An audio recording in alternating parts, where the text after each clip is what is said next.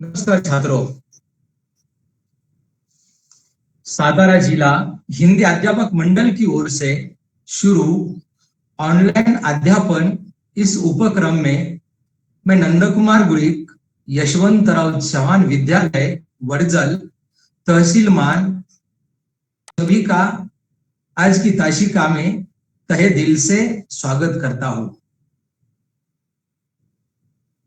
Corona महामारी के इस समय पर हमारे सातारा जिला की हिंदी अध्यापक मंडल के सम्मानीय ताका सूर्यवंशी जी, मुजावर सर, मान तहसील के तांबोली सर जी, रूपनवर सर, काटकर सर जी, साळुंके सर जी, शेख सर जी, खिलारे सर जी, नलवड़े सर जी, निकम मैडम जी और तोड़कर मैडम जी, इन सभी की प्रेरणा से आज मैं आपको इयत्ता कक्षा 8वीं पाठ क्रमांक 8 पूर्ण विश्राम इस पाठ के बारे में जानकारी देने वाला हूं। देखिए, पाठ का नाम है पूर्ण विश्राम। एक कहानी का पाठ है। कहानीकार है सत्यकाम विद्यालंकार। इनका परिचय देखेंगे। शुरू में जन्म 1935 लाहौर में हुआ है। अब विभाजित भारत, अब विभाजित मतलब विभाजन नहीं हुआ था उस समय। उनका जन्म 1935 में हुआ। परिचय, आप सफल संपादक, लेखक और कवि है। सरल सुबोध भाषा और रोचक बोधगम्य शैली आपके लेखन की विशेषताएं है। लेखन व्यावहारिक है। अपने व्यक्तित्व और चरित्र निर्माण पर अधिक बल दिया है। प्रमुख कृतियां स्वतंत्रता पूर्व चरित्र निर्माण, मानसिक शक्ति के चमत्कार, सफल जीवन आदि लेख संग्रह प्रकाशित हुए हैं। वीर सावरकर, वीर शिवाजी, सरदार पटेल, महात्मा गांधी, इनका जीवन चरित्र उन्होंने लिखा है। प्रस्तुत हास्य व्यंग कहानी के माध्यम से कहानीकार सत्यकाम विद्यालंकार जी ने हमें यह समझाने का प्रयास किया है कि जीवन की आपाधापी में विश्राम के पल मुश्किल से ही मिलते हैं।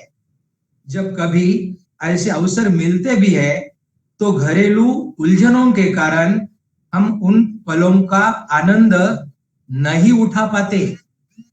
देखिए बच्चों, हम अस्पताल कब जाते हैं? कब जाते हैं? जब हम बीमार होते हैं तब अस्पताल जाते हैं। अस्पताल जाने के बाद डॉक्टर हमारी जांच पड़ताल करता है और हमारा इलाज करता है। तो हम सब यही चाहते हैं कि हम कभी बीमार न पड़े। और स्वस्थ रहने के लिए क्या क्या करना पड़ता है ये हम सब जानते ही है। क्या क्या करना पड़ता है स्वस्थ रहने के लिए? स्वस्थ रहने के लिए हमें कसरत करनी पड़ती है, व्यायाम करना पड़ता है। फिर हमारा भोजन अच्छे ढंग से होना चाहिए और हमारी नींद भी अच्छी होनी चाहिए। फिर हमारा मन स्वस्थ और शांत और प्रसन्नचित होना चाहिए और तभी हम स्वस्थ रहते हैं, निरोग रह सकते हैं।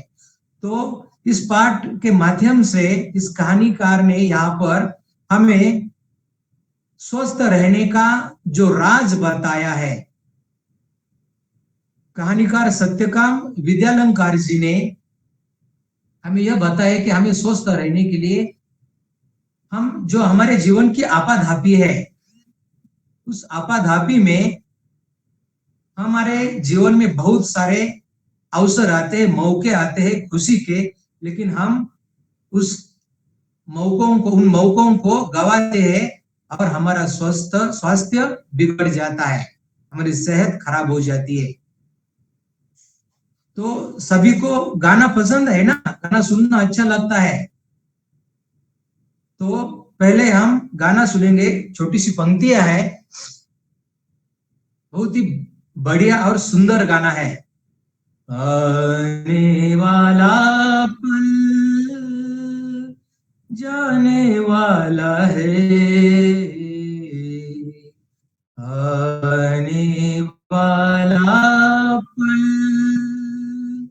जाने वाला है, हो सके तो इसमें जिंदगी बिता, हो सके तो उसमें जिंदगी बिता दो, पल जो ये जाने वाला है, ओ आने वाला पल जाने वाला है। देखिए, आने वाला पल जाने वाला है, हो सके तो उसमें जिंदगी बिता दो। मतलब हम कितना कुछ करते हैं सुख प्राप्ति के लिए, हमारी सेहत ठीक रखने के लिए दिन रात मेहनत करते हैं, लेकिन मेहनत करने के बाद भी अगर हमें विश्राम नहीं मिलता तो हम बीमार पड़ जाते, तभी हमें अस्पताल जाना पड़ता है। इस हास्य व्यंग कहानी के माध्यम से कहानीकार ने हमें यही बताया, जितने भी पल, जितने मौके हमारे जीवन में खुशी के मिलते हैं, उसी पल उसे हमें मनाना चाहिए और जीवन का आनंद लेना चाहिए। अब जैसे ही 8वीं कक्षा है, 8वीं कक्षा का बंडू नामक एक छात्र अपने दोस्तों के साथ और सहेलियों के साथ घूमने निकलता है, और बंडू बड़ा शरारती है और साइकिल साइकिल पर जाते हैं घूमने के लिए। जाते जाते शरारती बंडू है और अपने दोस्तों से कहता है कि चल चल रहे हैं वे, साइकिल चला रहे और आगे बढ़ रहे हैं। चलते चलते बंडू क्या करता है, अपने हैंडल से एक हाथ निकलता है और कहता है, ये देखना देखना मेरा एक हाथ नहीं है, ये देखना देखना मेरा एक हाथ नहीं है। आगे जाके दूसरा भी हाथ निकलता है, दूसरा हाथ निकलने के बाद भी दोस्तों से कहता है, सहेलियों से कहते हैं, ये देखना देखना मेरे दो हाथ नहीं है। आगे जाते हैं, आगे बढ़ते बढ़ते बढ़ते एक पैर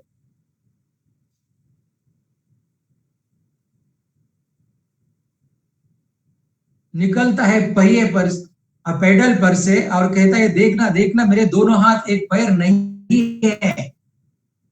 फिर आगे बढ़ता है, आगे बढ़ते बढ़ते फिर दूसरा भी पैर उठाता है और कहता है, देखना देखना मेरे दोनों हाथ दोनों पैर नहीं है।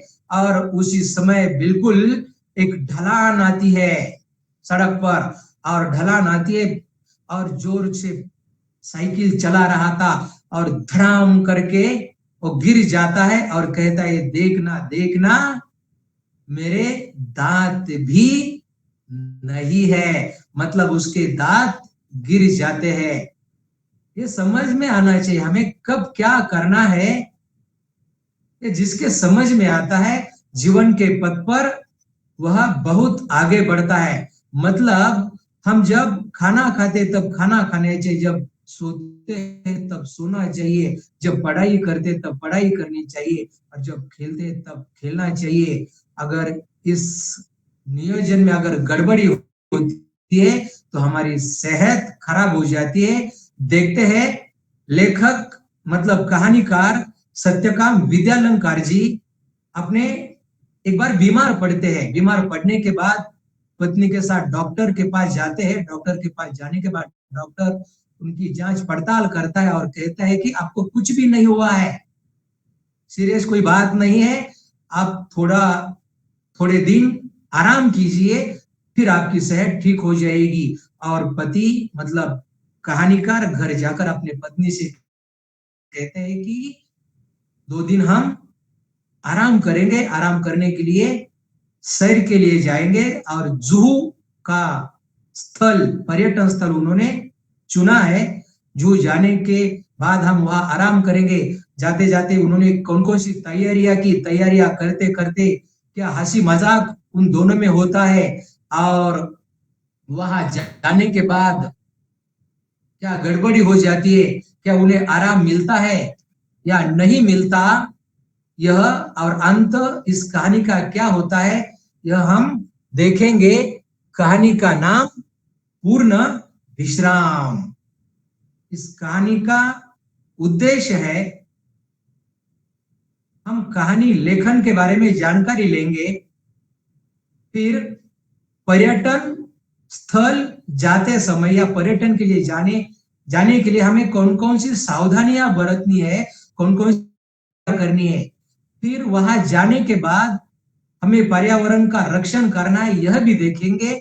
और इसका मूल्य यही है कि वैज्ञानिक दृष्टिकोण यही देखेंगे, राष्ट्रभक्ति यही भी सीखेंगे, मुहावरों के बारे में जानकारी लेंगे और नए शब्दों के बारे में भी जानकारी लेंगे। पूर्ण विश्राम। डॉक्टर ने बाह पर काला कपड़ा लपेटा और रबड़ की थैली से हवा फूंक कर नाड़ी की गति देखी, फिर बोला, कुछ सीरियस नहीं है, दफ्तर से छुट्टी लेकर बाहर हो आइए। विश्राम आपको पूर्ण निरोग कर देगा, लेकिन विश्राम भी पूर्ण होना चाहिए। तो पत्नी बड़ी प्रसन्न हुई। घर जाकर श्रीमती जी से कह दिया, जुहू की तैयारी कर लो, हम 2 दिन पूर्ण विश्राम करेंगे।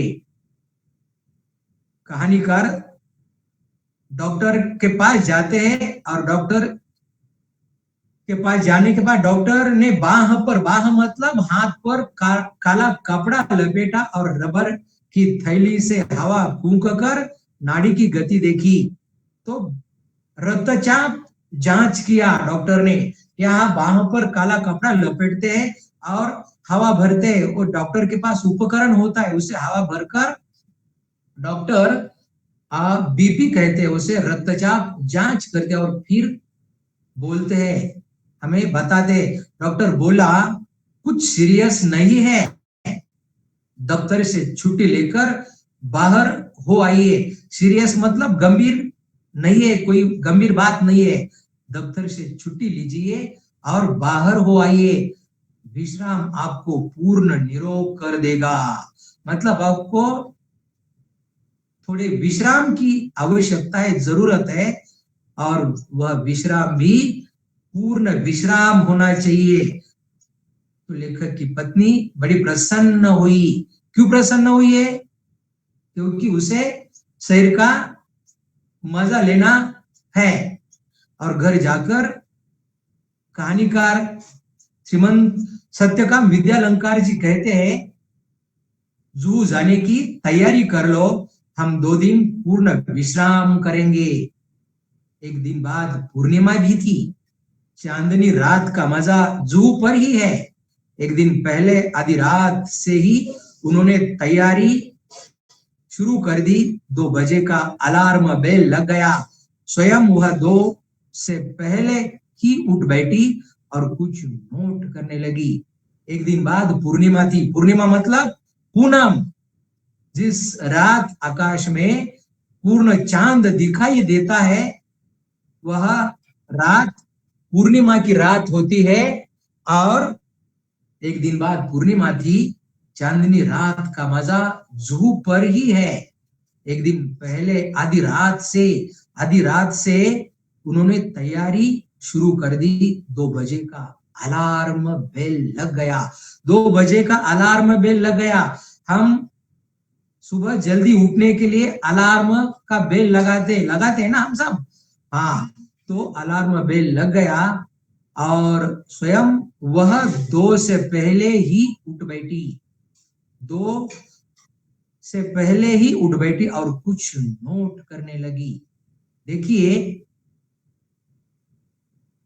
लेखक की पत्नी ने अलार्म बेल लगाया और 2 बजे से पहले ही उठ गई। हम जब सैर के लिए जाते हैं तब हम क्या क्या तैयारियां करते हैं, घर वालों को परेशान कर के छोड़ते हैं।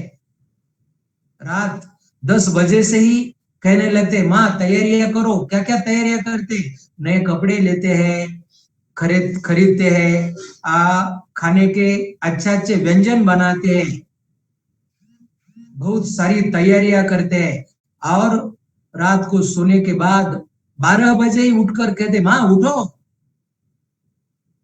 देरी हो जाएगी, मुझे शहर के लिए जाना है, हमारी बस छूट जाएगी। हमारे अध्यापकों ने कहा है कि बिल्कुल 5:30 बजे पाठशाला में आना।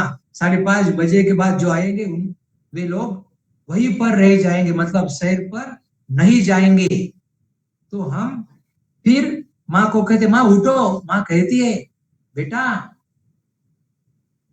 12 बजे है, सो जाओ, मैं उठाऊंगी तुम्हें। फिर 1 बजे आपको नींद नहीं आती और फिर उठते हो, माँ से कहते हो, माँ उठो। माँ कहते, बेटा 1 बजे है। फिर 2 बजे माँ को उठाते हो, 3 बजे उठाते हो, 4 बजे उठाते हो, मतलब आपको पूरी रात नींद नहीं आती, घर वालों को परेशान कर देते हो। और उसी तरह से लेखक की पत्नी को शहर का मजा लेना था, इसलिए उसने 2 बजे का अलार्म बेल लगाया और स्वयं 2 बजे से पहले ही उठ बैठी और कुछ नोट करने लगी। श्रीमती जी ने इन सब कामों की सूची हाथ में दी। श्रीमती जी ने मोटर में हवा भरने की पिचकारी, ट्यूब वॉल, रबर सॉल्यूशन, एक गैलन इंजन ऑयल आदि आदि चीजें और भी लिखी थी। दिन भर दौड़ धूप करके पाय धुनी से मिस्त्री लाया। सुबह से शाम हो गई मगर शाम तक 4 में से 2 खिड़कियों की चटखनियां भी नहीं कसी गई। मोटर के लिए जरूरी सामान लाते लाते रात तक दिल की धड़कन दुगनी हो गई थी। श्रीमती जी ने इन सब कामों की सूची बनाकर मेरे हाथ में थमा दी। हाथ में थमा देना, हाथ में रखना। गैरेज में पहुंचकर श्रीमती जी ने मोटर में हवा भरने की पिचकारी, हवा भरने की पिचकारी मतलब क्या होता है? पिचकारी मतलब पंप होता है, जैसे कि हम साइकिल के पहिए में हवा भरते हैं, वो पंप होता है। हवा भरने की पिचकारी, रबड़ सॉल्यूशन, ट्यूब वॉल और एक गैलन इंजन ऑयल। गैलन मतलब क्या है? गैलन, तो गैलन मतलब तरल पदार्थ नापने का एक पैमाना है जिसका मान 5 लीटर के बराबर होता है। तरल, तरल मतलब क्या है? द्रव पदार्थ होते हैं, जैसे कि पानी होता है, दूध होता है, तेल होता है, यह तरल पदार्थ है। तो गैलन मतलब क्या है? तरल पदार्थ नापने का एक पैमाना है जिसका मान 5 लीटर के बराबर होता है। तो एक गैलन इंजन ऑयल आदि आदि चीजें और भी लिखी थी। दिन भर दौड़ धूप करके पाय धुनी। दिन भर कहानीकार दौड़ धूप करते, छाव देखी ना धूप देखी। दिन भर दौड़ धूप करके पाय धुनी से मिस्त्री लाया। पाय धुनी मतलब क्या है? पाय धुनी मतलब दक्षिण मुंबई का एक उपनगर है। पाय धुनी मतलब क्या है? दक्षिण मुंबई का एक उपनगर है। और मिस्त्री, मिस्त्री मतलब घर मकान दुरुस्त करने वाला कारागिर। तो लेखक ने दिन भर दौड़ धूप करके पाय धुनी इस उपनगर से मिस्त्री लाया और सुबह से शाम हो गई। सुबह से शाम हो गई मगर शाम तक 4 में से 2 खिड़कियों की चटखनियां भी नहीं कसी गई। खिड़कियों की चटखनियां, चटखनियां मतलब, चटखनियां मतलब चटकनी, दरवाजे की चटकनी मतलब दरवाजा बंद करने के लिए ऊपर के हिस्से में दरवाजे के वो जो बोल्ट होता है उसे चटखनी कहते हैं। तो सुबह से शाम तक पूरा दिन वो काम करते रहे, लेकिन 2 चटकनियां, 4 में से 2 खिड़कियों की चटकनियां भी नहीं कसी गई, मतलब नहीं बनाई गई, नहीं बंधी गई। मोटर के लिए जरूरी सामान लाते लाते रात हो गई। रात तक दिल की धड़कन दुगनी हो गई। दुगनी मतलब दो गुना। दो का दुगना क्या होता है? 4 होता है। 4 का दुगुना 8 होता है। उसी तरह से रात तक दिल की धड़कन दुगनी हो गई। रात को सोने लगे तो श्रीमती जी ने आश्वासन देते हुए कहा, कल जू पर दिन भर विश्राम कर लेंगे तो थकावट दूर हो जाएगी। रात को सोने लगे तो श्रीमती जी ने आश्वासन दिलाया। आश्वासन मतलब दिलासा दिया। दिलासा देते हुए कहा कि कल जू पर दिन भर विश्राम कर लेंगे, आराम कर लेंगे तो थकावट दूर हो जाएगी। श्रीमती जी ने अपने कर कमलों से घड़ी की घुंडी घुमाकर अलार्म लगा दिया और खुद बाहर जाकर मोटर का पूरा मुआयना करके यह तसल्ली कर ली कि सूची में लिखा सब सामान आ गया है। आ गया नहीं। सुबह 5 बजते ही अलार्म ने शोर मचाया। तो श्रीमती जी ने अपने कर कमलों से मतलब कर मतलब हाथ, अपने हाथों से घड़ी की घुंडी घुमाकर अलार्म लगा दिया। घड़ी की घुंडी मतलब घड़ी मतलब समझते हो ना? घड़ी सबको पता है, हाथ में होती है, घर में भी होती है, जो खिड़की में रखते हैं, दीवार हमें रखते हैं, दीवार पर रखते हैं हम। तो वो घड़ी की घुंडी होती है। घुंडी मतलब शर्ट की भी घुंडी होती है, लेकिन घड़ी की घुंडी मतलब ऊपर सिरे पर बनी हुई छोटी गोलाकार आकृति होती है, वो घुंडी होती है। यह हमारे शर्ट की घुंडी है। लेकिन घड़ी की घुंडी मतलब घड़ी के ऊपर जो छोटी गोलाकार आकृति होती है, उसे हम घुंडी कहते हैं। श्रीमती जी ने घुंडी घुमाकर सुबह 5 बजे का अलार्म लगा दिया और 5 बजते ही अलार्म ने शोर मचाया। रोशनी होते न होते जुहू की तैयारी चरम सीमा पर पहुंच गई। स्टोव को भी आज ही धोखा देना था। वह हर मिनट बूझने लगा। आधा घंटा उसमें तेल भरने धोंकनी करने में चला गया। आखिर चाय का प्रोग्राम स्थगित कर दिया गया और हम दत्तचित्त हो तैयारी में जुट गए। वाटरलू जाने से पहले नेपोलियन ने भी ऐसी तैयारी न की होगी। रोशनी होते होते मतलब सुबह होते होते जुहू की तैयारी चरम सीमा पर पहुंच गई। चरम सीमा अंतिम सीमा पर मतलब चरम सीमा पर पहुंच गई जुहू की तैयारी। और बिल्कुल उसी तरह सीमा पर पहुंच गई और उसी समय स्टोव को मस्ती आ गई, मौज सूझ गई।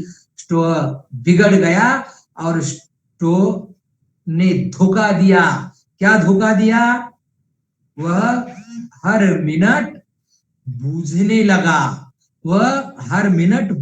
लगा। आधा घंटा उसमें तेल भरने और धोंकनी में चला गया। स्टोव सबको पता है ना? हाँ, तो स्टोव मतलब जिस पर हमारी माँ खाना पकाती है, वह स्टोव। अब गैस आ गया है, लेकिन पहले जमाने में स्टोव था। आज भी स्टोव कुछ घरों में होता है। आपको पता होगा सब स्टोव के बारे में। तो स्टोव ने धोखा दिया और वह हर मिनट बूझने लगा। आधा घंटा उसमें तेल भरने और धोंकनी करना मतलब क्या है? हवा भरना। जैसे कि माँ उसमें हवा भरती है, धोंकनी करने में चला गया। आखिर चाय का प्रोग्राम स्थगित कर दिया गया और हम दत्तचित्त हो तैयारी में जुट गए। दत्तचित्त मतलब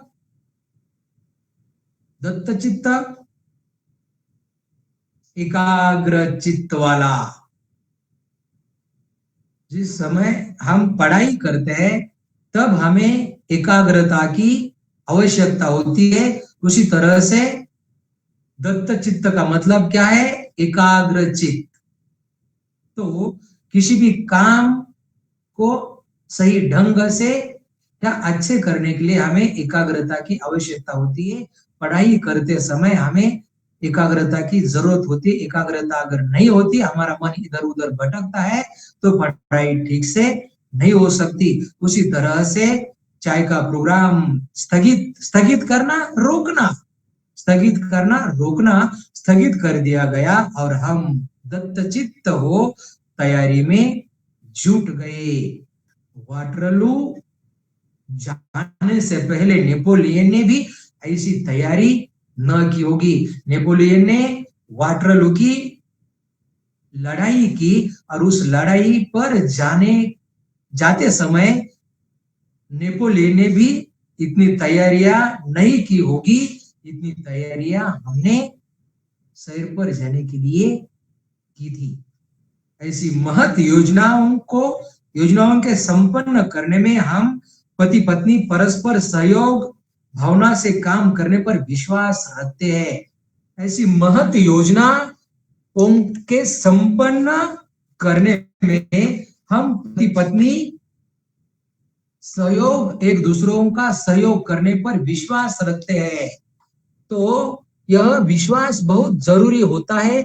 और सहयोग मतलब क्या होता है? सहायता। सहयोग का मतलब क्या है? सहायता। तो सहयोग हमारे जीवन का मूल मंत्र है। सहयोग मतलब सहायता, वह मन, वचन, कर्म, इन तीनों से होता है। सहयोग मन, वचन, कर्म, इन तीनों से होता है। देखो, अगर किसी की सहायता करनी है हमें, तो मन से करनी चाहिए।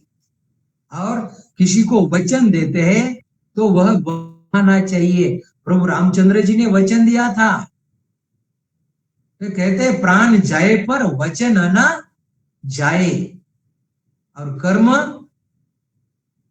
हमारा काम, कर्म मतलब काम, जो कर्म करते हैं हम, कहते हैं ना कर्मण्य वादी कारस्ते मां फलेषु कदाचन। मतलब कर्म करते समय हमें फल की चिंता में नहीं पड़ना है। तो सहयोग मन से होना चाहिए। वचन अगर देते हैं हम किसी को सहयोग करने का, तो किसी भी हालत पर वह पूरा करना चाहिए। और कर्म करते समय अगर सहयोग करने के बाद हम क्या करते हैं,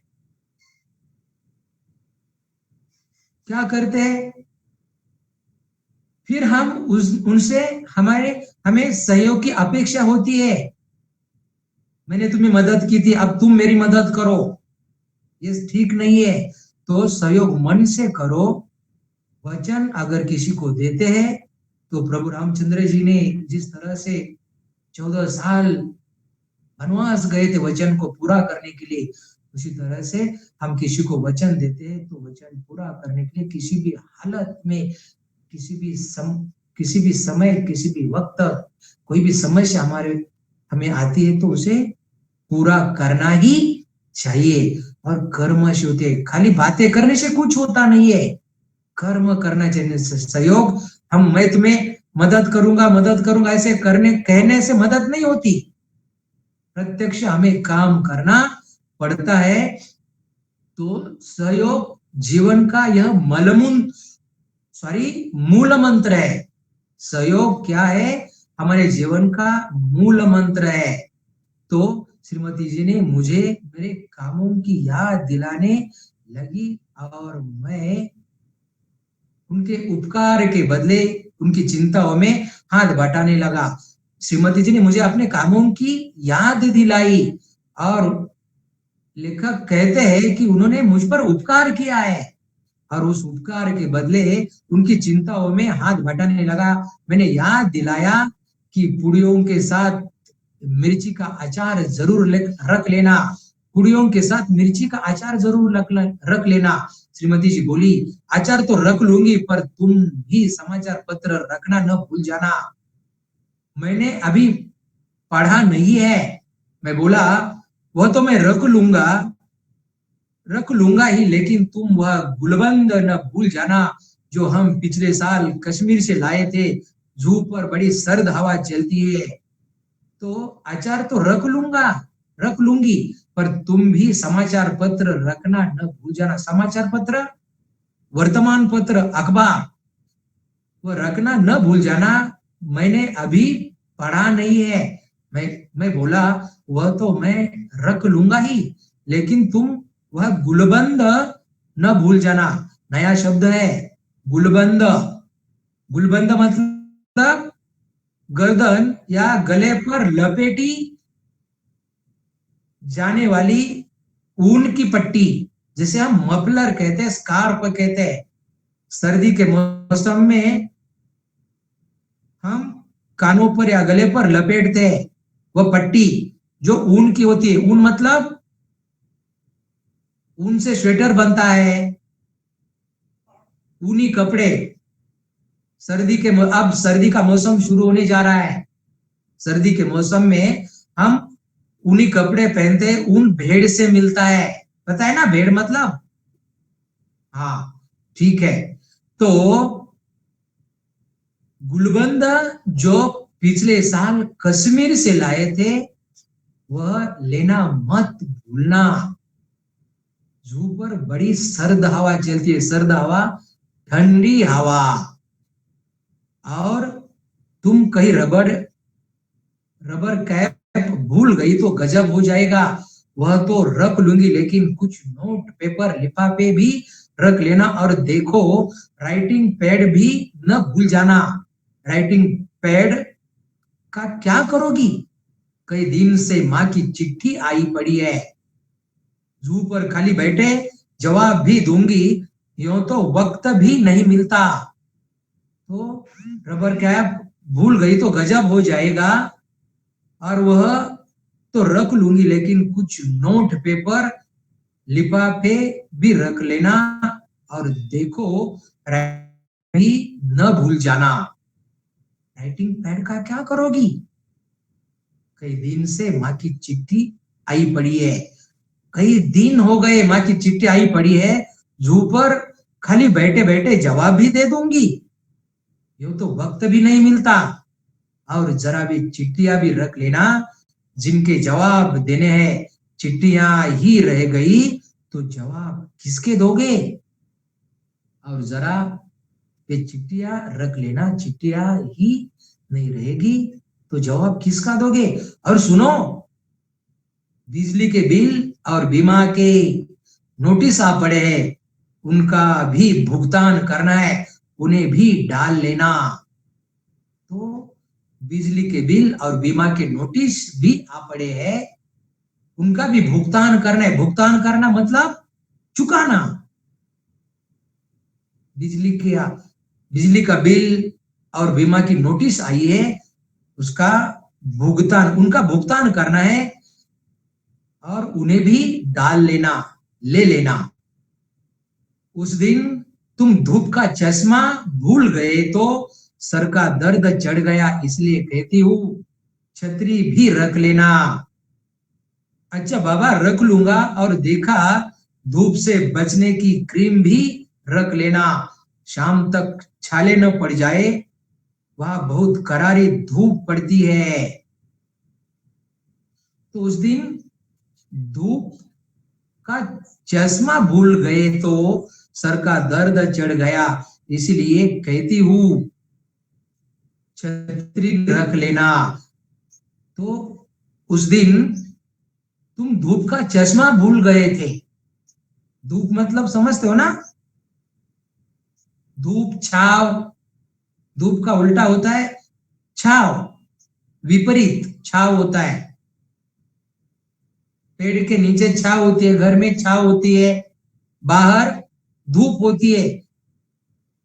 तो उस दिन तुम धूप का चश्मा भूल गए तो सर का दर्द चढ़ गया, मतलब तुम्हारे सर में दर्द जो हो रहा था वो बढ़ गया था, इसलिए कहती हूँ छतरी भी रख लेना। छतरी मतलब समझते हो ना?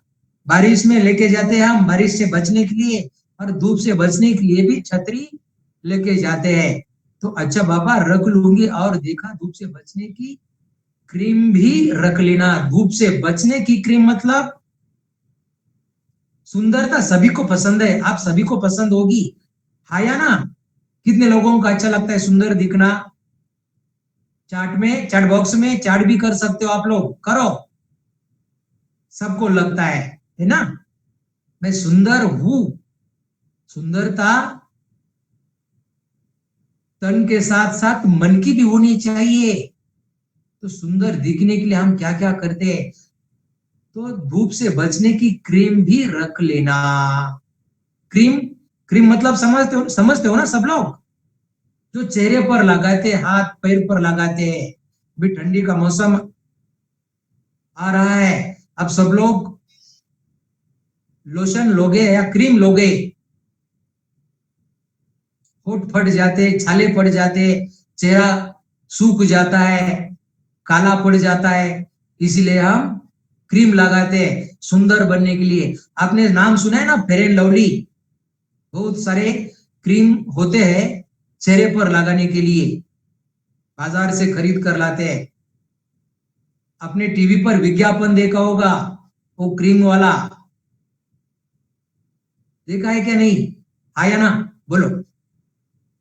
वो फेयर एंड लवली होती है ना, एक लड़की होती है, वो क्रीम लगाती है, पहले वो काली होती है और क्रीम लगाती है, कुछ समय बाद वो कुछ दिन निकल जाते, फिर और थोड़ी गोरी गोरी बनती है, फिर और गोरी, फिर गोरी गोरी गोरी गोरी, और अंत में बिल्कुल एकदम गोरी बन जाती है। मतलब क्या होता है, क्रीम लगाने के बाद काली लड़की अगर गोरी बन जाती है, यह विज्ञापन है, आपने देखा होगा। गोरी गोरी गोरी गोरी गोरी और गोरी, विज्ञापन हमें धोखा देते हैं।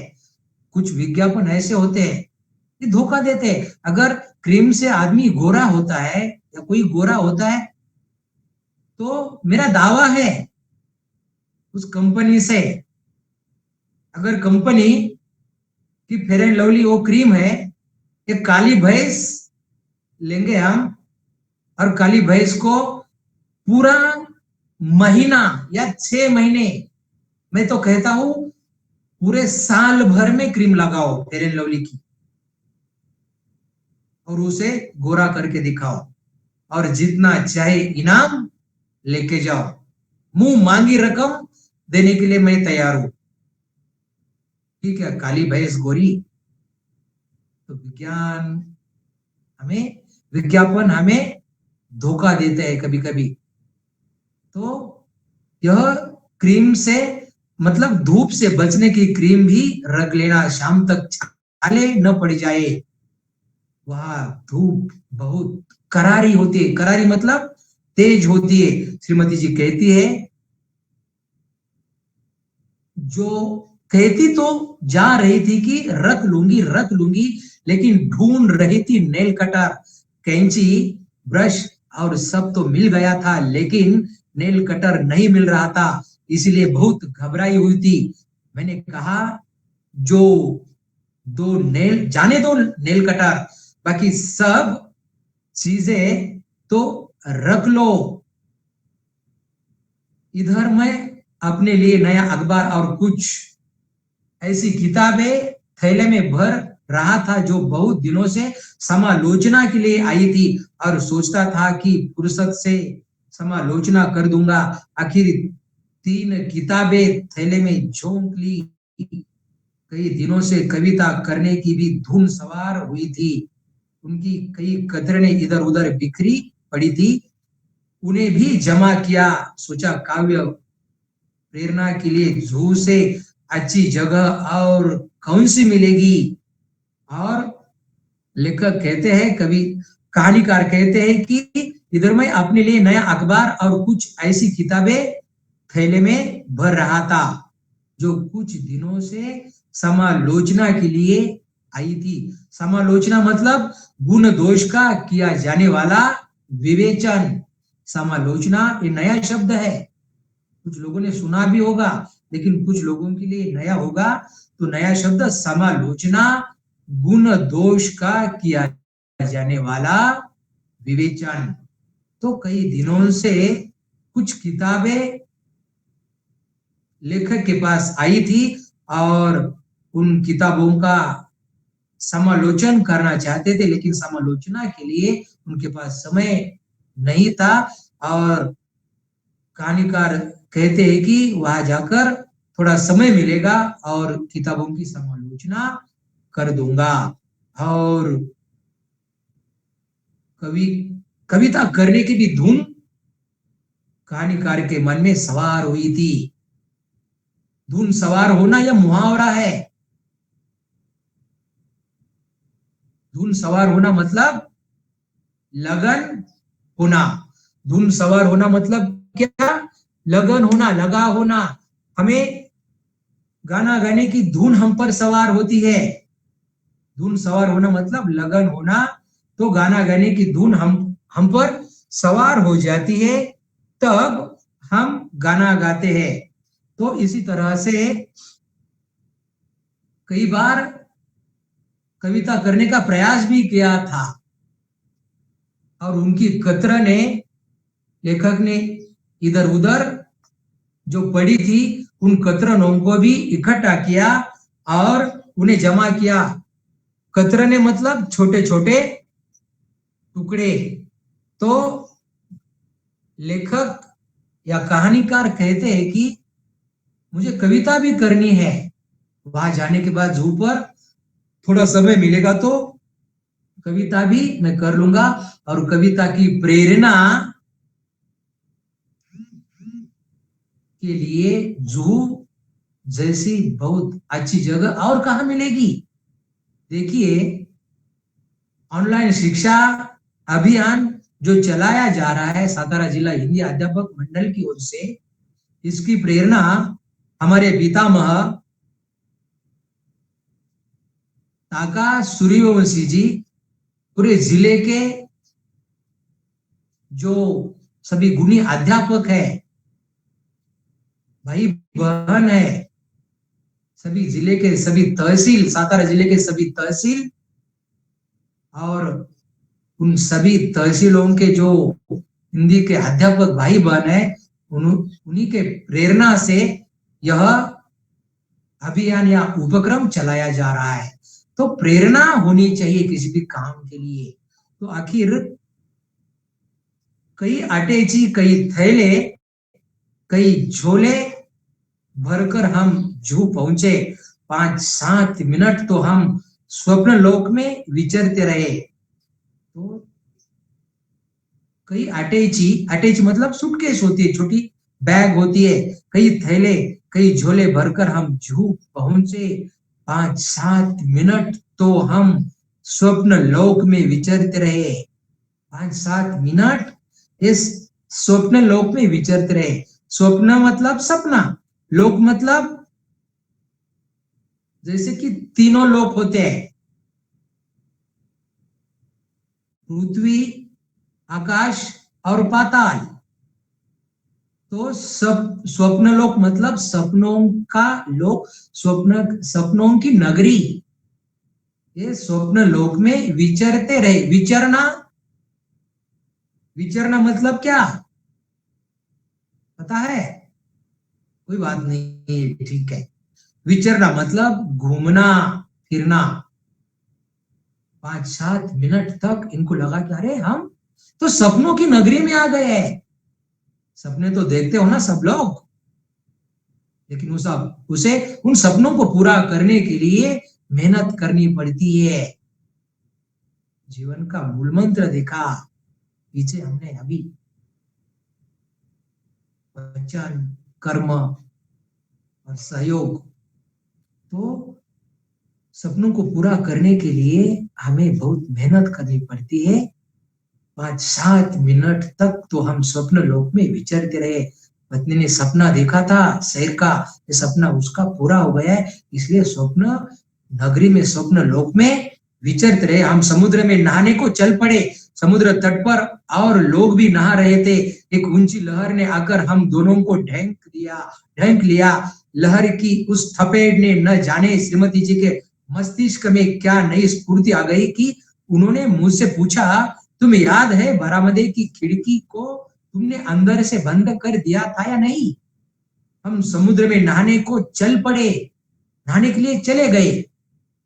समुद्र की तट पर, समुद्र की तट, तट मतलब किनारा, तट मतलब क्या, किनारा, समुद्र की तट पर और लोग भी नहा रहे थे।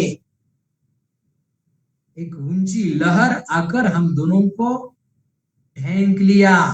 ऊंची लहर आई, लहर मतलब जैसे कि पानी की लहर होती है ना। कितने लोगों ने समुद्र देखा है,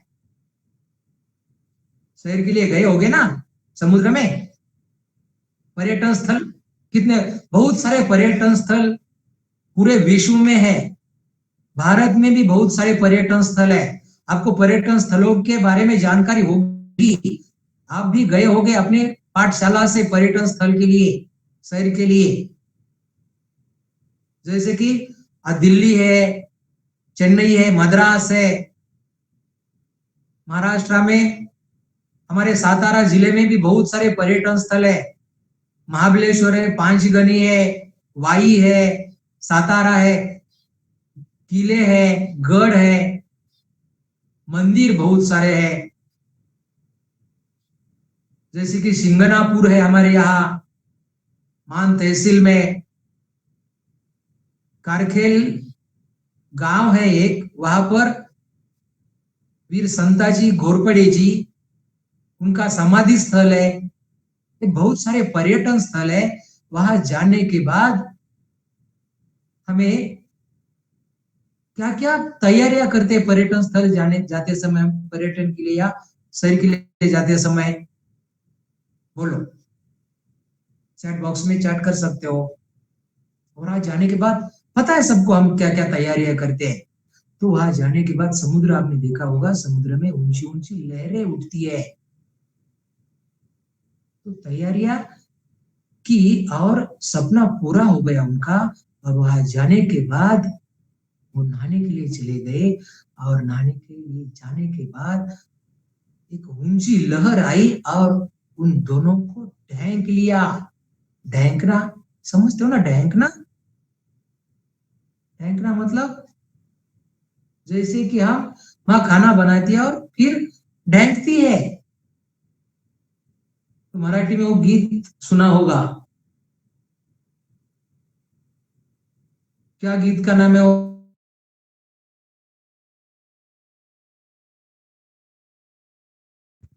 ढेंकना समझ गए ना। जैसे कि अभी देखते हैं हम, ये एक कलम है मेरे पास, इसे मैं अपने रुमाल से ढेंकता हूं। ये देखिए, एक कलम है और इसे मैं अपने रुमाल से ढेंकता हूं। ये ढेंक दिया, तो ये है ढेंकना। तो इन दोनों को एक ऊंची लहर ने दोनों को ढेंक लिया, मतलब ये दोनों पानी में डूब गए। और लहर की उस थपेड़ से न जाने श्रीमती जी के मस्तिष्क में क्या नई स्फूर्ति आई। पानी में डूबने के बाद क्या हुआ होगा उन दोनों का, कल्पना कर सकते हैं?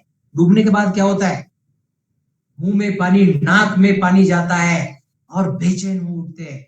लेकिन लेखक क्या मजाक, ये कहानी ही है, हास्य व्यंग कहानी। मजा आता है क्या डूबने के बाद आपको? लेखक ने हास्य व्यंग किया है यहाँ पर। श्रीमती को बहुत परेशानी हुई होगी, है ना? लेकिन लेखक मजाक करते, लेखक कहते हैं कि श्रीमती जी के मस्तिष्क में क्या नई स्फूर्ति आ गई कि उससे पूछा, तुम्हें याद है बारामती की खिड़की को तुमने अंदर से बंद कर दिया था या नहीं? कह उठा, मुझे तो कुछ याद नहीं है, मुझे तो कुछ याद नहीं पड़ता। अगर वह बंद नहीं हुई और खुली ही रह गई तो क्या होगा? कहते कहते श्रीमती जी के चेहरे का रंग पीला पड़ गया। तो कहानीकार कहते, मुझे तो कुछ याद नहीं पड़ता, अगर वह बंद नहीं हुई और खुली ही रह गई तो क्या होगा? कहते कहते श्रीमती जी के चेहरे का रंग पीला पड़ गया। चेहरे का रंग पीला पड़ जाना या पड़ना, यह मुहावरा है। चेहरे का रंग पीला पड़ना, इसका अर्थ है घबरा जाना। वाक्य में प्रयोग कर सकते हैं क्या? बिल्कुल कर सकते हैं। चेहरे का रंग पीला पड़ जाना, अचानक सामने शेर को देखकर मेरे चेहरे का रंग पीला पड़ गया। अचानक सामने शेर को देखकर मेरे चेहरे का रंग पीला पड़ गया। शेर को देखकर खुशियां मनाते हो क्या? हंसते हो क्या? घबरा जाते हो ना? उसी तरह से खिड़कियां बंद की या नहीं मुझे याद नहीं, ऐसा कहने के बाद श्रीमती जी के चेहरे का रंग पीला पड़ गया, बहुत घबरा गई। मैंने कहा चलो छोड़ो, अब चिंताओं को जो होगा होना होगा हो जाएगा। मेरी बात से तो उनकी आंखों में आंसुओं का समुद्र ही बह पड़ा। उनके कांपते होठों पर यही शब्द थे, अब क्या होगा? मैंने कहा चलो छोड़ो, अब इन चिंताओं को छोड़ो, चिंताओं को छोड़ दो, जो होना है होगा। अभी हम शहर के लिए आए हैं, मजा उठाओ, शहर का मजा उठाओ, मजे ले लो। और मेरी बात से तो उनकी आंखों में आंसुओं का समुद्र ही बह पड़ा। उनके कांपते होठों पर यही शब्द थे, अब क्या होगा? अब क्या होगा? भयभीत हो गई है, क्या होगा? और अगर खिड़कियां खुली रह गई होगी तो घर का क्या होगा? क्या होगा घर का? कहीं कोई आएगा, घर में चोरी करके चला जाएगा, इतना सारा सामान भरा पड़ा है घर में, क्या होगा? भयभीत हो गई। यह सोच उनकी अधीरता और भी ज्यादा होती जा रही थी। जिस धड़कन का इलाज करने को जू पर आया था वह 10 गुना बढ़ गई थी। यह सोचकर उनकी अधीरता और भी ज्यादा होती जा रही थी। अधीरता मतलब अस्थिरता, अधीरता मतलब अस्थिर चित्त और परेशान हो उठी। और अधीरता अस्थिरता ज्यादा ही होती जा रही थी। जिस धड़कन का इलाज करने को जू पर आया था, कहानीकार कहते हैं जिस धड़कन का इलाज करने को जू पर आया था वह 10 गुना बढ़ गई थी, 10 गुना बढ़ गई थी। मैंने तेजी से मोटर चलाई, कहानीकार कहते हैं मैंने तेजी से मोटर चलाई। मोटर का इंजन धक धक कर रहा था, मोटर का इंजन धक धक कर रहा था, लेकिन मेरा दिल उससे भी ज्यादा तेज रफ्तार से धड़क रहा था। तेज मतलब गति से, तो तेज गति से, जोरों की गति से मेरा दिल धड़क रहा था। मोटर का इंजन जिस गति से धक धक कर रहा था उस उसके 10 गुना मतलब कई गुना तेजी से, तेज रफ्तार से, कहानीकार कहते मेरे दिल की धड़कन बढ़ रही थी। मेरा दिल धड़क रहा था। जिस रफ्तार से हम गए थे दूनी रफ्तार से वे वापस आए। तो जिस रफ्तार से हम गए थे उसकी दूनी रफ्तार से वापस आए। अंदर आकर देखा कि खिड़की की चटकनी बदस्तूर लगी थी। अंदर आकर देखा, घर पर आने के बाद उन्होंने देखा, अंदर आए वे और देखा कि खिड़की की चटकनी बदस्तूर लगी थी। बदस्तूर मतलब पूर्ववत, यथावत, बिना परिवर्तन के। तो जैसी लगाई थी वैसी ही चटखनियां थी। बदस्तूर मतलब पूर्ववत थी, यथावत, बिना परिवर्तन के थी। सब ठीक ठाक था, सब कुछ ठीक ठाक था। मैंने ही वह लगाई थी, लेकिन लगाकर यह भूल गया था कि लगाई या नहीं। और इसका नतीजा यह हुआ कि पहले तो मेरे ही दिल की धड़कन बढ़ी थी, अब श्रीमती जी के दिल की धड़कन भी बढ़ गई। मुझे याद आ रहे थे पूर्ण विश्राम और पूर्ण निरोग। तो नतीजा, हम शहर के लिए क्यों गए थे? आराम करने के लिए, सेहत को ठीक करने के लिए। लेकिन क्या हो गया नतीजा? दिल की धड़कन ठीक करने के लिए गए थे, लेकिन दिल बढ़ गई थी। और पहले तो लेखक मतलब कहानीकार के दिल की ही धड़कन बढ़ी थी, लेकिन अब लेखक के कहानीकार के पत्नी की दिल की धड़कन भी बड़ी थी। मतलब गए थे आनंद उठाने के लिए, दिल की धड़कन बन कम करने के लिए शहर के लिए गए थे, लेकिन क्या हुआ, बीमारी और बढ़ गई, स्वस्थ नहीं, निरोग नहीं हुए वे दोनों, बीमारी और बढ़ गई, दिल की धड़कन, पहले लेखक की दिल की धड़कन बढ़ी थी, अब तो परेशानी और बढ़ गई, लेखक की पत्नी की दिल की धड़कन भी बढ़ गई। और लेखक कहते हैं, मुझे याद आ रहे थे पूर्ण विश्राम और पूर्ण निरोग, साथ ही यह विश्वास भी पक्का हो गया था कि जिस शब्द के साथ पूर्ण लग जाता है वह पूर्ण भयावह हो जाता है, पूर्ण भयावह हो जाता है। जिस शब्द के साथ पूर्ण लग जाता है उस शब्द के साथ हम, यह पूर्ण लग जाने के बाद वह पूर्ण भयावह मतलब भयभीत हो जाता है।